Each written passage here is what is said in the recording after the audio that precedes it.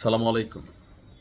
আজকে আমার মতো নিশ্চয়ই অনেকেরই মন খারাপ বা যারা দীর্ঘদিন যাবৎ ইরানকে সাপোর্ট করছিলাম, আমার মনে হয় বাংলাদেশে শিয়া সুন্নি মতভেদ থাকার পরেও ইরানের প্রতি বা ইরানের সর্বোচ্চ নেতা বা তাদের যে অর্জন সব কিছুর প্রতি একটা ন্যারেটিভ আমি তৈরি করেছি। গত 3 থেকে 4 বছর এত পরিমাণ নিউজ করেছি ইরানের পক্ষে যে বাংলাদেশের একটা বড় অংশের জনগণ আমাকে চিনেনি ইরানের নিউজের জন্য। তো আজকে যখন আমাদের সর্বোচ্চ নেতার চিরবিদায়ের খবরটা আমরা কনফার্মেশন হয়ে গেলাম যে তিনি তার কার্যালয়ে যেখানে কাজ করেন সেখানেই শাহাদাত বরণ করেছেন, প্রশ্ন উঠছে এই ঘটনা কি যা আমরা চোখে দেখলাম তাই নাকি এর পিছনে কোনো ঘটনা আছে? আন্তর্জাতিক গণমাধ্যমগুলো বেশ কিছু চাঞ্চল্যকর তথ্য দিয়েছে। আল জাজিরা থেকে শুরু করে রয়টার্স থেকে শুরু করে বেশ কিছু তথ্য এসেছে। এই টোটাল ঘটনার পেছনে মূল খলনায়ক হচ্ছে সৌদি যুবরাজ মোহাম্মদ বিন সালমান। অনেকে ভাবতে পারেন যে ভাই এটা কি আসলে সত্য? অনেকে আমার ইনবক্স করতেছেন, আমি আসলে আমার একটা মার্কেট আছে, এটার ব্যস্ততার কারণে নিউজগুলো আপডেট করতে পারছি না, কিন্তু ঘটনা সত্য। আপনাদেরকে আমি একটু পিছনে নিয়ে যাই। গেল 3 থেকে 4 মাস আগে আমি একটা নিউজ করেছিলাম যে সৌদির যে বর্তমান রাজা তিনি তার যে যুবরাজ সালমানের যে আরেকটা ভাই আছে প্রতিরক্ষা মন্ত্রী সম্ভবত সৌদির, সে গিয়েছিল ইরানে। তো আমরা দেখছিলাম, পজিটিভ নিউজ করছিলাম যে দেখো সৌদি ইরান এক হয়ে গেছে, মধ্যপ্রাচ্যে বাঘ সিংহ যখন কাঁধে কাঁধ মিলিয়ে চলবে জঙ্গল শান্ত হয়ে যাবে।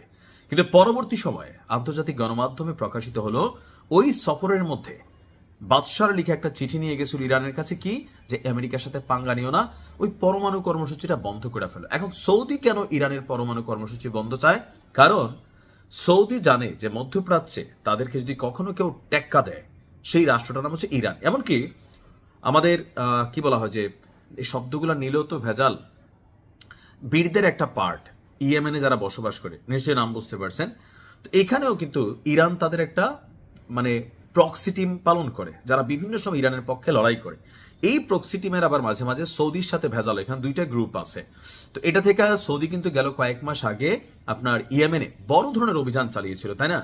তো এগুলোর মধ্যে ইরানের সাথে সৌদির একটা ভেজাল আছে দীর্ঘদিন যাবত। গেল 3 থেকে 4 বছর আগে চীনের মধ্যস্থতায় এই দুইটা রাষ্ট্র কিছুটা একত্রিত হলো, কিন্তু এখন আমরা দেখলাম যে সর্বোচ্চ নেতাকে শাহাদাত বরণ করানোর জন্য আপনার এমনকি ইরানে অভিযান চালানোর জন্য ট্রাম্পকে চাপ দিতেন সৌদি যুবরাজ। আমি এটা নিঃসন্দেহে বিশ্বাস করি, কজ আমি তো নিউজগুলো করি, ইন্টারন্যাশনাল জার্নালগুলোকে ঘাটাঘাটি করি। তো সেখান থেকে বেশিরভাগ সময় আপনি দেখেন ইসরায়েলের সাথে রেল যোগাযোগ থেকে শুরু করে অনেক কিছু, মাঝখানে বীরদের সাথে যখন ভেজাল লেগে গেল তখন সৌদি পিস নেমে গেল। এমনকি এই টোটাল ঘটনায় সৌদির যে ভূমিকা থাকার কথা ছিল সেই ভূমিকা দেখলাম না। তো সৌদি যুবরাজ মোহাম্মদ বিন সালমান তার যে একক আধিপত্য মধ্যপ্রাচ্য জুড়ে করতে চায়, একটা রাষ্ট্র ছিল ঝুকাঙ্গানি স্টাইলে, আর সেটা হচ্ছে ইরান। ইরান ছাড়া বাকি যে রাষ্ট্রগুলো আছে সেই রাষ্ট্রগুলো সবাই সৌদির বশ্যতা স্বীকার করে। আরেকটা কালপ্রিট আছে, এটা হচ্ছে আরব আমিরাত ওরফে দুবাই।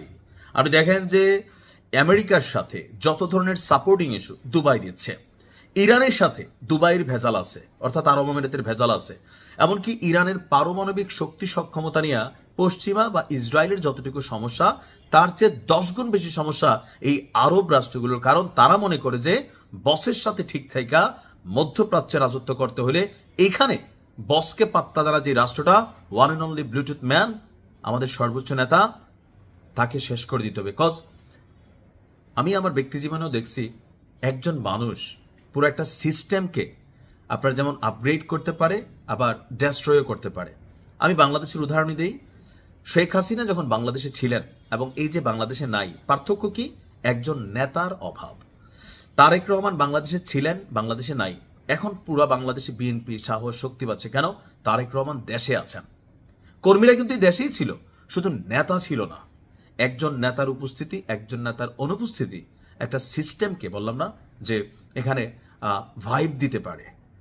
যে ইরান গত 45 বছরে তৈরি হয়েছে, বেছে বেছে গেল 1 বছরে সবগুলো মাথাকে শেষ করে দেওয়া হচ্ছে। আর এই টোটাল অভিযানের মূল টার্গেটটা ছিল, আমি তো আপনাদেরকে বলি, ছোটখাটো একটা উপজেলা পরিমাণ এরিয়াকে কেন্দ্র করে এই অভিযান চালানো হয়েছে যে আমাদের সর্বোচ্চ নেতা তিনি কোথায় অবস্থান নিতে পারেন। এমনকি তথ্যগুলো সৌদি, দুবাই, তাদের নিজস্ব লোক, তাদের গোয়েন্দা সিস্টেম, নেটওয়ার্কিং, সবাই সর্বোচ্চ না থেকে ঝুঁকাইতে চাইছে। আল্লাহ তাকে জান্নাতের সর্বোচ্চ মাকাম দান করুক। আসসালামু আলাইকুম।